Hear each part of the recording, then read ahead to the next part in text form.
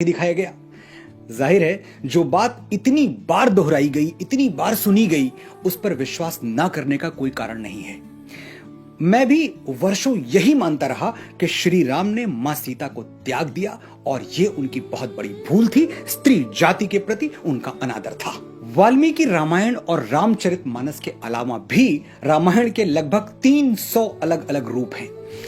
रंगनाथ रामायण, अध्यात्म रामायण, कुमुदेंदु रामायण, राम अवतार चरितम, भावार्थ रामायण, जगमोहन रामायण, कंब रामायण, और सभी एक ही कथा को अलग अलग तरह से अलग अलग घटनाओं के माध्यम से सुनाते हैं।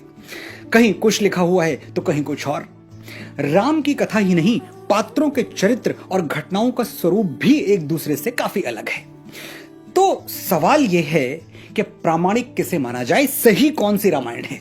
महर्षि वाल्मीकि श्री राम के युग में हुए थे। उन्होंने राम कथा स्वयं देवर्षि नारद से सुनी और कई घटनाओं में वो खुद भी शामिल थे। बहुत कुछ उन्होंने अपनी आंखों से भी देखा था। तो रामायण का वो रूप जो वाल्मीकि ने लिखा वही प्रत्यक्षदर्शी है, वही सत्य है और इसमें किसी को कोई संदेह नहीं होना चाहिए। अब आते हैं सीता परित्याग की कथा पर।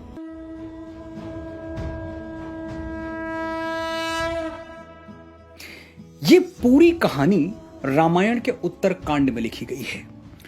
वो उत्तरकांड, ध्यान से सुनिएगा, वो उत्तरकांड जो ऋषि वाल्मीकि ने कभी लिखा ही नहीं था।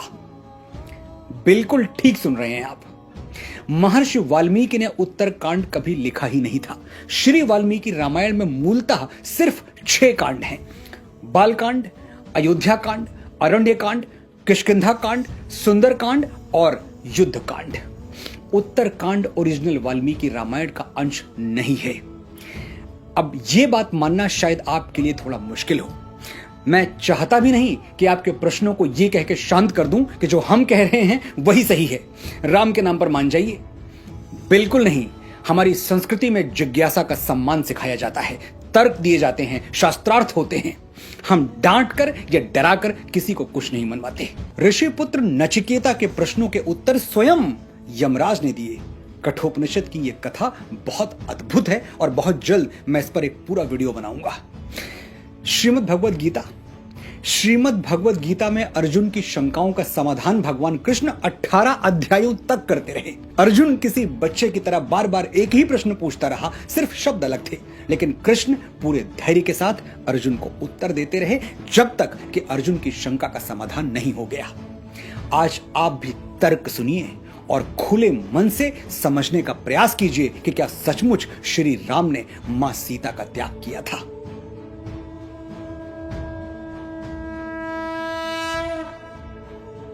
आपने अंग्रेजी के नॉवेल्स पढ़े होंगे। अक्सर वो समाप्त कैसे होते हैं? And they lived happily ever after. वो खुशी खुशी एक दूसरे के साथ रहने लगे। इसके बाद कहने के लिए कोई कहानी नहीं बचती। वाल्मीकि रामायण के युद्ध कांड का 128वां सर्ग कहता है, श्री राम राजा बन गए, विभीषण लंका चले गए, सुग्रीव किष्किंधा लौट गए, भरत सेनापति नियुक्त हो गए और इसके बाद श्लोक संख्या 95 से लेकर 106 तक हैप्पीली एवर आफ्टर का वर्णन है। कैसे श्री राम और सीता साथ रहते हुए खुशी खुशी अयोध्या पर राज करने लगे। श्लोक संख्या 106 के बाद क्या है? फलश्रुति। अब फलश्रुति क्या है? प्रथम वेद ऋग्वेद से लेकर जितने भी आस्तिक ग्रंथ रचे गए हैं उनके अंत में फलश्रुति लिखने की परंपरा है। फलश्रुति यानी सुनने का फल। ये कथा सुनने और सुनाने का क्या शुभ फल होगा। हनुमान चालीसा की फलश्रुति आपको जरूर याद होगी।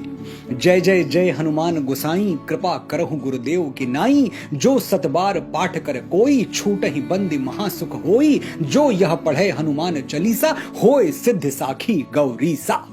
यानी जो हनुमान चालीसा का पाठ करेगा उसके दुख समाप्त होंगे और सुख आरंभ हो जाएंगे। रामायण में भी श्लोक संख्या 107 से 123 तक ऋषि वाल्मीकि ने फलश्रुति लिखी है।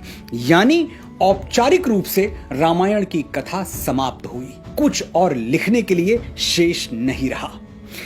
युद्ध कांड अंतिम सर्ग का 119वां श्लोक सुनिए। रामायण मिदम कृत्सनम श्रवणतः पठतः सदा, प्रीयते सततम रामः सहि विष्णु सनातनः। कृत्सतम रामायणम, यानी यही संपूर्ण रामायण है। यह आधा तिहाई नहीं है, संपूर्ण है, कंप्लीट, फुल स्टॉप, इति।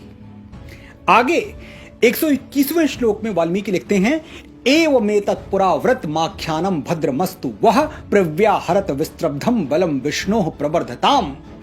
यानी ये इतिहास संपन्न हुआ, इसे ऐसे ही गाया जाए और इसे पढ़ने और गाने वालों का कल्याण हो। ऐसा लिखकर वाल्मीकि राम की कथा को पूर्ण घोषित कर देते हैं। जब कथा पूर्ण हो गई तो फिर अचानक उत्तर रामायण कहां से आ गया?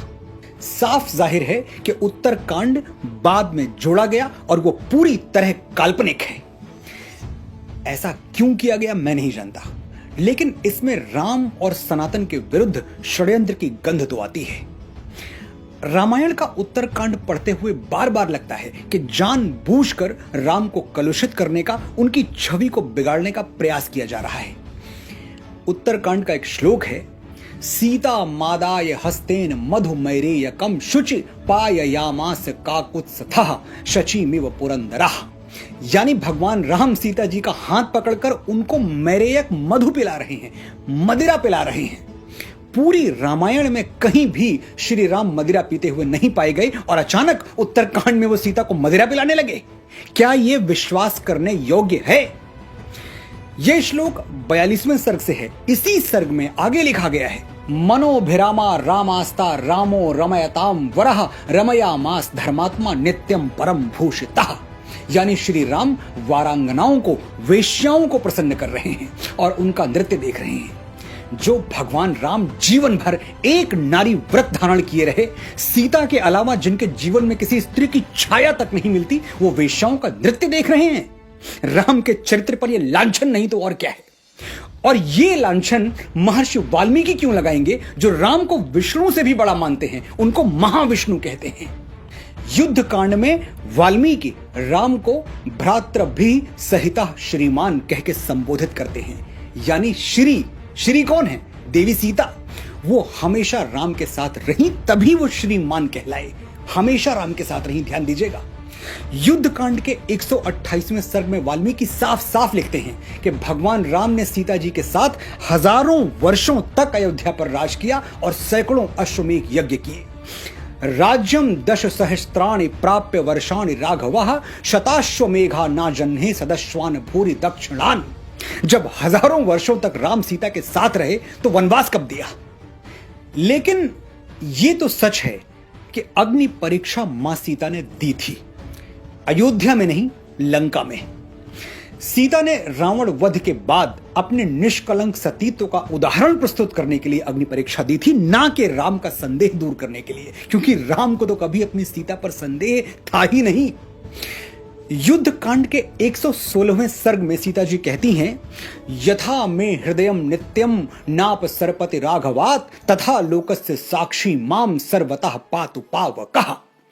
यदि मेरा हृदय एक क्षण के लिए भी श्री राम से अलग नहीं रहा तो संपूर्ण लोगों के साक्षी अग्निदेव मेरी रक्षा करें। ये कहकर मां सीता अग्नि में प्रवेश कर गईं और ये अग्नि परीक्षा तीनों लोकों ने देखी। ददृशुस्ताम विशालाक्षीम पतनतीम हव्यवाहनम सीताम सर्वाणि रूपाणि रुक्म वेद निभाम तदा। यानी विशाल नेत्रों वाली सीता जी को अग्नि में प्रवेश करते हुए सर्वाणि रूपाणि ददृशु, संपूर्ण रूपवान व्यक्तियों ने देखा। यदि संपूर्ण व्यक्तियों ने, सबने देखा, तो क्या उस धोबी ने नहीं देखा होगा? सबने देखा कि सीता जी ने अग्नि में प्रवेश किया और उनकी साड़ी का एक सूत भी नहीं जला। देवता, गंधर्व, मानव, कोई ऐसा नहीं था जिसने सीता की अग्नि परीक्षा ना देखी हो, ऐसा वाल्मीकि ने स्पष्ट शब्दों में लिखा है। यानी मां सीता की पवित्रता में संदेह की कोई जगह ही नहीं छोड़ी गई, जो अयोध्या वापस लौटकर कोई उनके सतीत्व पर सवाल उठाए। अग्निदेव ने स्वयं प्रकट होकर श्री राम से कहा कि सीता में कोई पाप या दोष नहीं है, राम आप इन्हें स्वीकार करें। और भगवान राम ने अग्नि के सामने प्रतिज्ञा ली, विशुद्धा त्रिषु लोकेषु मैथिली जनकात्मजा न विहातुम मया शक्या कीर्तिरात्मवता यथा। हे अग्निदेव, मैं आपको वचन देता हूं कि जैसे एक यशस्वी व्यक्ति अपनी कीर्ति का त्याग नहीं करता, मैं जीवन भर सीता का त्याग नहीं करूंगा। राम सीता को अपनी कीर्ति मानते थे, इतना आदर देते थे। आप खुद सोचिए, अग्निदेव के सामने जीवन भर सीता के साथ रहने का वचन देने वाले राम क्या किसी के कहने पर उन्हें त्याग देंगे? वो राम जिनके लिए वचन का मूल्य प्राणों से बढ़कर था। रघुकुल रीति सदा चली आई, प्राण जाए पर वचन न जाई। जो अपने पिता के दिए हुए वचन का मान रखने के लिए राजपाट त्याग कर वनवासी बन जाते हैं, वो स्वयं अपने वचनों की रक्षा के लिए क्या नहीं कर सकते, ये सोचिए। मैंने अपनी बात साक्ष्यों, संदर्भों और सबूतों के साथ कह दी। अब आपको कहना है, जब भी कोई सीता परित्याग को लेकर आपके सामने श्री राम के चरित्र पर प्रश्न उठाए, आपको कहना है कि यह झूठ है, छल है, धोखा है और आप इस कपट का सच जान चुके हैं। आपको कहना है कि श्री राम और सीता सिर्फ एक बार अलग हुए थे, जब रावण ने मां सीता का हरण किया था। उसके बाद वो सदा सदा के लिए एक हो गए और हमेशा एक साथ रहे। यह कहना कठिन है कि उत्तर रामायण नाम का ये झूठ रचा किसने, इसका रचयिता कौन है, ये भ्रम फैलाया किसने। लेकिन शोध करने वाले मानते हैं कि लगभग 2500 साल पहले जब भारत भूमि पर कुछ और भी धर्म पनपने लगे, तब हमारे सनातन ग्रंथों के साथ बड़ी मात्रा में छेड़छाड़ हुई। लक्ष्य था सनातन को छोटा बताकर बाकी धर्मों को बड़ा करना, उनको स्थापित करना। एक सीमा तक यह षड्यंत्र सफल भी हुआ, लेकिन एक दिन हर झूठ से पर्दा उठता है। ये नया भारत है, इसके पांव धरती पर और आंखें आकाश पर हैं। ये भक्ति भी जानता है और तर्क शक्ति भी। यहां हर धर्म के लिए जगह है, आदर है, सम्मान है, लेकिन सनातन पर उठने वाली उंगलियां हम और सहन नहीं करेंगे। जय श्री राम, जय मां सीता, जय भारत।